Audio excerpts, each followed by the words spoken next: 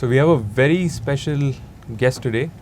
We have somebody from the US, somebody from Maryland.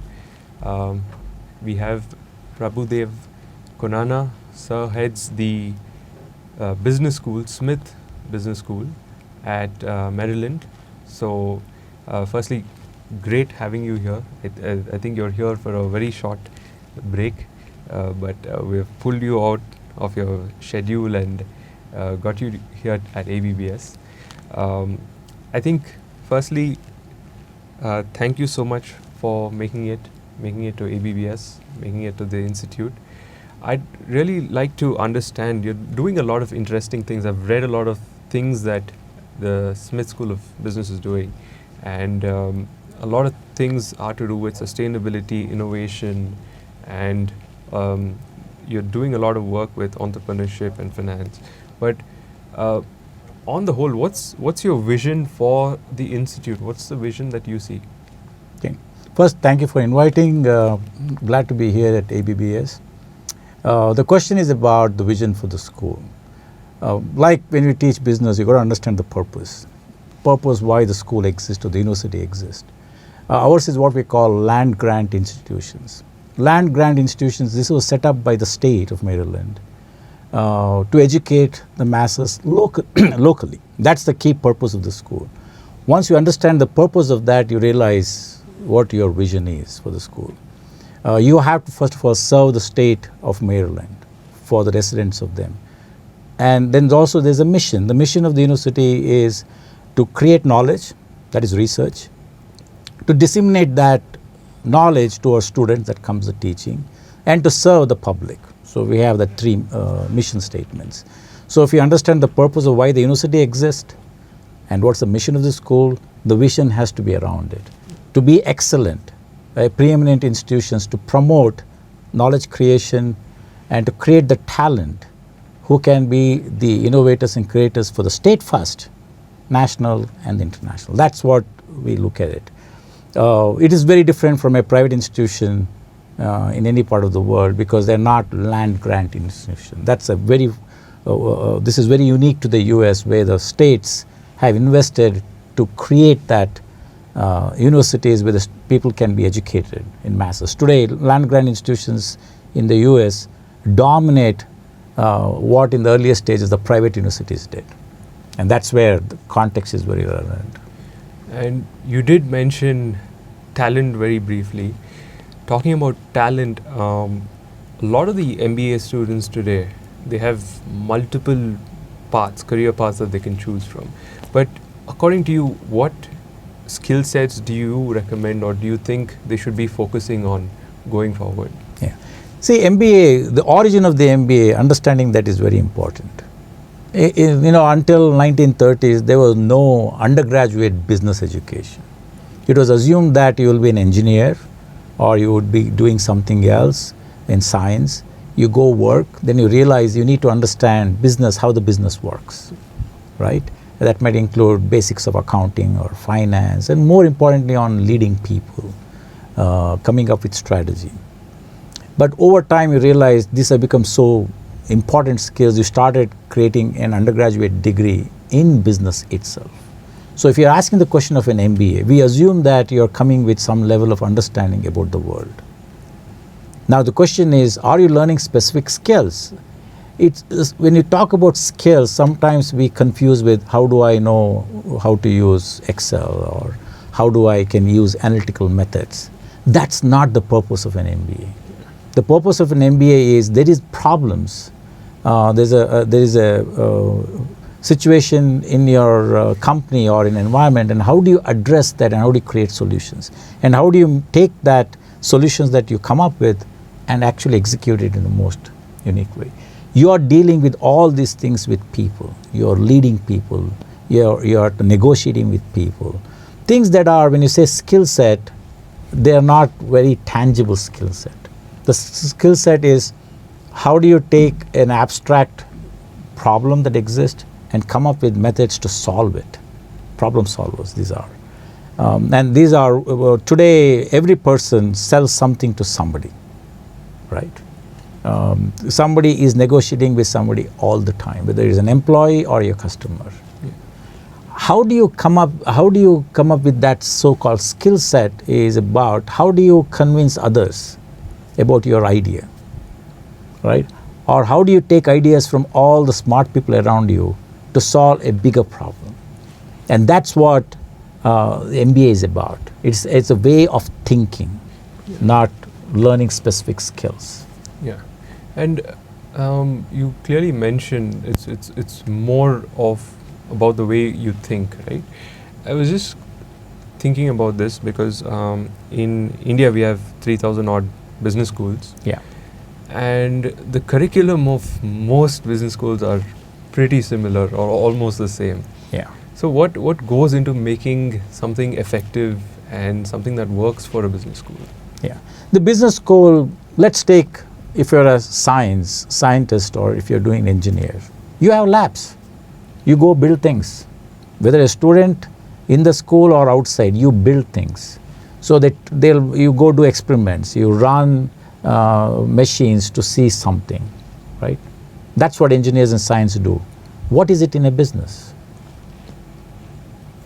You can take lab. Yes, you can take. Okay, I'm going to create professionals in finance. I'm in investment banking. I can now have real money and make them invest in real market, so they are going through and learning the markets. Rather than studying from a textbook the basic fundamentals, is you're now actually managing funds. You get to see how the market reacts. These are very experiential, very tangible when it comes to dealing with finance. I will give, let's say 1 crore rupee, and now, okay, invest in the market. How do you make decisions about it? Very simple. It is very experiential. If it is not finance, then what do? You have thousands of societal problems, business problems, right? You have traffic problems, you have poverty problems, you have problems that you can see every day in your thing. So can the school embrace a curriculum that takes the fundamentals and be able to solve critical problems? You talk about sustainability brought up, right? You can have all the grand ideas about sustainability. If there is no market for it, it has no meaning to it. If there is no market, is there a potential market? So you are thinking very creatively, how do I create market for this? It has to be financially viable for it. So finance tells you how to calculate the value of what the investments you make. We might call it present value, net present value of it, or IRR, whatever you want to do. Those are all the skill set you learn, but you're applying to solve the problem. So you're creating MBAs to be able to think about a problem in terms of markets, in terms of the returns, in terms of how do you actually execute that whole project to reality, to bring it to reality. Very different skills. Can the curriculum actually bring in this real problem into the classrooms when they're studying strategy, or in terms of marketing, or in terms of a capstone project? So today, I don't believe without an experiential component within a curriculum, that MBA degree is useless, because you only learn from a textbook. Yeah. And if there is a textbook, everything can be codified into a nice, wonderful software program, then why do you need an MBA program? True. Okay. So let's go back and say the world is very uncertain. That starts with the world is very uncertain. You think you're a supply chain expert and you realize a hurricane hits and destroys the entire port, and you say, now how do I move things? So a manager will be able to think about how do you manage the risk of a business, right? It cannot be codified into a beautiful program where you press the button, you got the answer. And that's what the MBA is about. You don't have a computer that gives you solution. Yeah. In an uncertain world. So MBA should be able to prepare you for those things. And right. And that's where you talked about the curriculum. The curriculum is easy, allowing you to really learning the basics. Can you apply those things in real world situation? Yeah, because I've seen some of, on paper, a lot of the curriculums look really good, but again there is this correlation with faculty. Yeah. And who teaches the subject. Yeah. Because there's this component of experiential learning. And to make it truly experiential, to make it truly effective, the faculty who takes that class matters.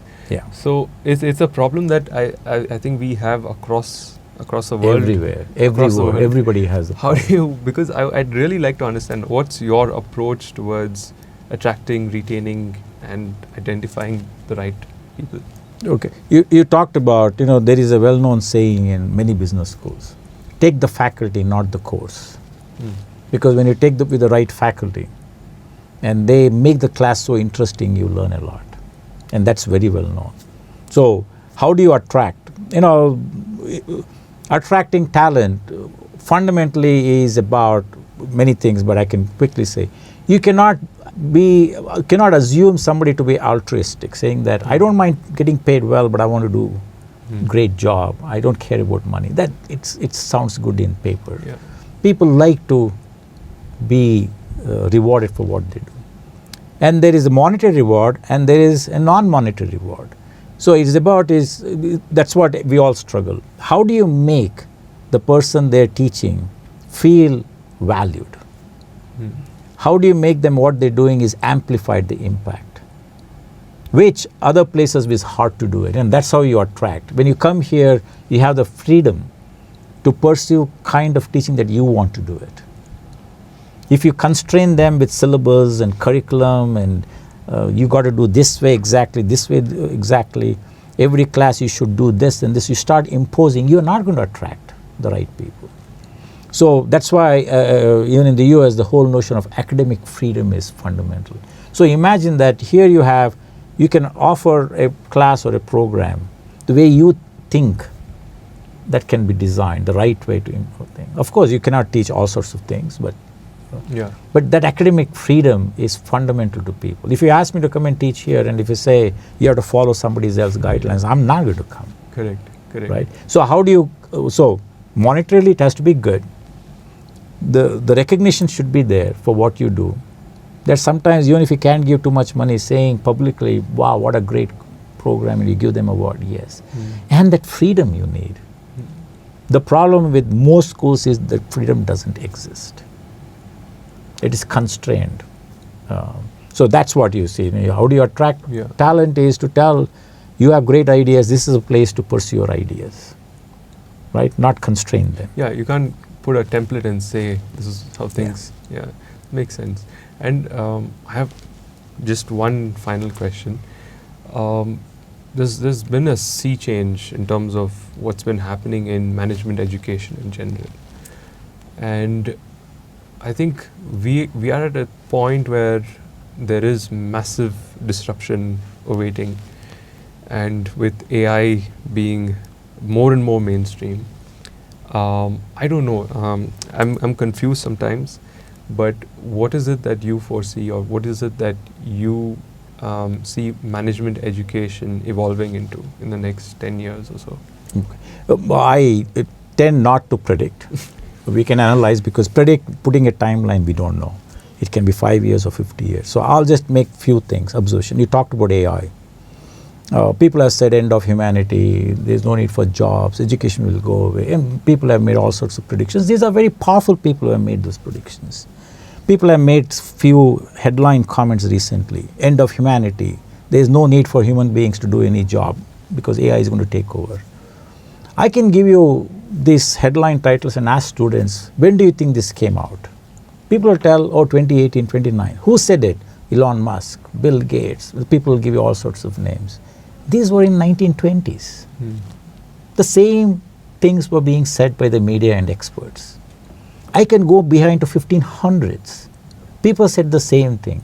When they just brought in a simple sewing machine that can do automated, people went and destroyed cities after cities in UK, saying end of humanity.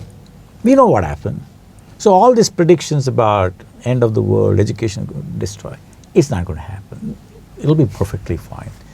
We have to elevate ourselves in embracing an AI, where the low-level work is done by computer something, but you are dealing with higher order thinking. How do you come up with ideas? How can AI tell you to be creative? Ask a question to ChatGPT. Be creative and give me an idea. It'll probably fail because that is based on the past. So your education, if you want to be relevant, is how do you enable those young minds coming to nurture the creative mindset? AI cannot help you with that. Allow the mundane tasks for the AI or computers to do it, but focus on the higher order. Who can do that will do very well, right? Again, it's also context dependent. If everybody does the same thing, then everybody looks the same, then you can't differentiate. Yeah. Right? How can you be focused on few things do very well? Assume that you're having, somebody has a business school close to, say, Nirma or somewhere, right? The environment in which there's a massive operation has certain types of capabilities they need. You serve that public, that's that industry. It can be very different from sitting in Bangalore with high-tech firms around you. Very different skills, right? I know IIMs, when Hindustan Levers recruits IIM, first thing they do is make them go to a village, because the products are being sold in a village. The way they use the product is very different. So you got to have to contextualize everything, right? If you are just having one curriculum for the entire nation, you teach these things, I'll promise you half of them will be dead. Yeah. But every school can survive if they can provide that niche. How do you create value for which somebody is willing to pay maybe a price or a premium? You know, a strategic advantage, strategic differentiation. When I ask people after getting MBA degree, I ask them, what does that differentiation mean? And most people cannot explain it. The answer is simple. When I try to provide a service that looks different from others, the only time it is successful is somebody is willing to pay a premium for it. So I can throw some big names here. Harvard. You think they teach anything different from what they teach in Robert H. Smith School of Business? I have my doubts. Because the people who taught there also are teaching in our school. It's not that they're very different. Correct. A lot of them got degrees from these top schools who are teaching with us. So the content I don't think is different. Yeah. It's the brand that they've creates for which people are willing to pay a premium. To create that brand takes a long time. So you have all these 3,000 business schools. Can you create a brand for yourself? How do you create brand for yourself? All the things you want to teach the students, practice it. Probably you'll find a path for it. But unfortunately, people don't start schools for that. Yeah. And that's why they die very fast. Very true. Okay. So that's what you have to come up with. Whom are you targeting? Yeah. Now, what is their willingness to pay? And if you are able to build a school around it, I think you'll be fine. Yeah, I really liked when you said context, because that really, most people overlook the fact that, okay, it's kind of like individuals. Everyone's got a different personality, similar with organizations or business schools or whatever. So if you're catering to what you, focus on, or what service you provide that is unique to the 2,000, 3,000 odd other schools that are there, I think it's a fairly easy job to get along and progress further. Yeah, I mean, look, we teach students strategy. How many schools have actually had a strategy? They said, oh, let's start a business school. When they do it, it's dead. Yeah. Right? So you need to know what market you're serving, what is the willingness to pay. I strongly believe any business school, experiential learning is a must. It has to be like a science and engineering lab, but you have an experiential learning with industry, with real money, with real problems. And you also have to make the students thought leaders. Unfortunately, rote learning has killed thought leadership, right? So is your program, a business school, actually enables you to think deeper, be thought leaders, where you'll be able to express your viewpoints without fear. And that's why even in the Robert H. Smith School of Business, what I talk about, we have 4 guiding principles in everything we do. Business is everybody's business. Today, whether it's sociology or engineering, you are dealing with a business problem. Everything requires resources. Everything has to be used efficiently. right? The second one, which I strongly believe, is intellectual freedom and intellectual curiosity. If you do not have a program that really makes people be curious to things, be able to challenge, and also have an environment to actually tell that, whether it's a professor or a guest speaker, including me, even if you have the greatest Nobel laureates or exceptional billionaires, they come in, is you should create an environment where the students should be able to now question them. If you snub the questioning, snub the creativity, you're not creating great students, right? And the third part is, we in business school teach in silos. Even your own curriculum is in silos. I teach only finance and accounting. Hardly any there is intersection of those things. All businesses are at the intersection of something. Mm-hmm. Can you create a curriculum at the intersection of things? Like in India, the biggest problem is there are lots of social issues. But when you start teaching them only business stuff, how do you deal with the social issues? It's all at the intersection. So we are unsiloing what we do. And the last part is you always have to focus on the future. You can't keep focusing on the past all the time. You want creative leaders, you have to think about the future. Whether it's technological evolution, it could be societal issues, or today what we see with social media, a threat to democracy, for example. Right? How do you make these young minds to think about the future? How do you build a great society? Even if you are not meant to be public policy, your students are thinking about the big picture. Right? Absolutely. That's what makes a student you graduate worthy to be let out into the public. Mm. But if you just teach them basics about every course and get them to pass through rote methods, you're doing a great disservice to the students. Young minds will change. The question is, how do you nurture that? You know, what is the biggest problem we have? People like me. Are we enabling it or impeding it? In fact, often culturally we snub it. And when a student questions us, what do? Yeah. We snub them instead of saying, wow, that's a great question. Because there's no opportunity for having a dialogue, and that kind of restricts a lot of things. We can't talk to the students.